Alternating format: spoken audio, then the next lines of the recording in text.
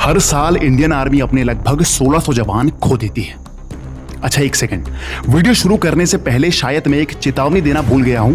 हाथ जोड़ के निवेदन करता हूं, केवल सच सुनने की हिम्मत रखने वाले लोग ही इस वीडियो को देखें, वरना कमजोर दिल वालों के लिए इंस्टाग्राम में छोटे कपड़े पहन कुछ लड़कियां अभी भी नाच रही हैं, तो प्लीज वहां जाके अपना टाइम पास कर लीजिए।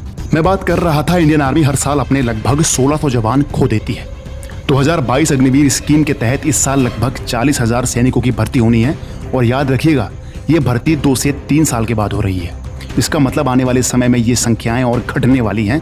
3 साल में अगर 40,000 भर्तियां निकली हैं तो इस हिसाब से इंडियन आर्मी पिछले 3 सालों में 40,000 वैकेंसीज के 4800 यानी 12% जवान ऑलरेडी खो चुकी है। ये आंकड़े मैं आप लोगों को क्यों सुना रहा हूं वो आपको बहुत जल्द पता चल जाएगा, पर उससे पहले आपको ये बातें जानना बहुत जरूरी है, खास करके वो लड़के जो अग्निवीर की तैयारी कर रहे हैं। फिजिकल, मेडिकल और रिटन टेस्ट क्वालिफाई करने के तुरंत बाद सबसे पहला काम जो सरकार करती है वो है आपसे आपके मूल अधिकारों को छीनना।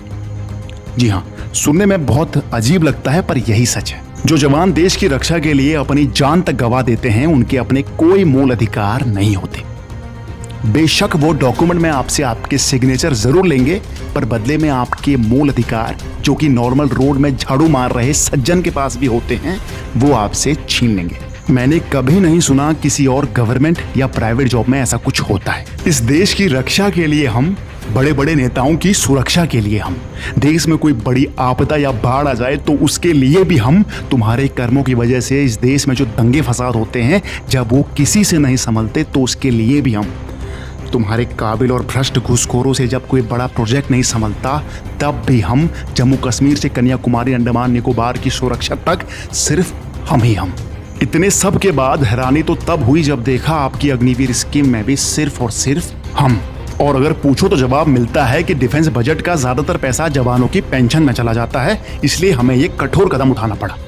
पर आप टेंशन मत लीजिए, ये बहुत अच्छी स्कीम है, इससे जवानों को खूब फायदा मिलेगा। 4 साल के बाद आपको 12 लाख रुपए दिए जाएंगे। उन पैसों से आप घर जाके अपने लिए एक चाय और समोसे की दुकान तक खोल सकते हैं। वैसे भी 4 साल गोलियां चलाने के बाद एक जवान चाय और समोसे ही बेच पाएगा, है ना।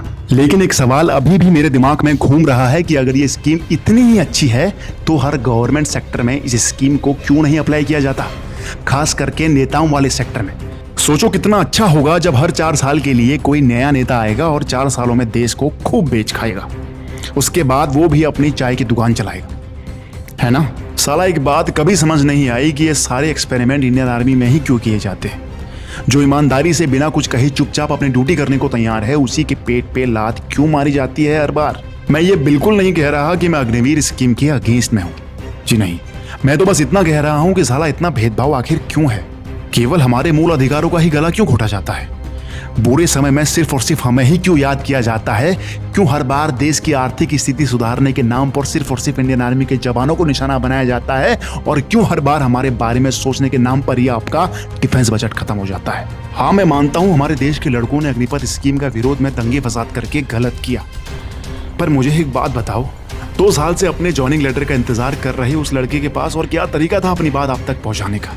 2 साल से वो लड़का अपने घर वालों को ये तसल्ली देता रह गया कि कुछ समय के बाद अपनी ट्रेनिंग पूरा कर वो खुशी खुशी लोन लेके सभी के लिए घर बनाएगा, और इसी सपने के साथ लटक गया वो रस्सी में।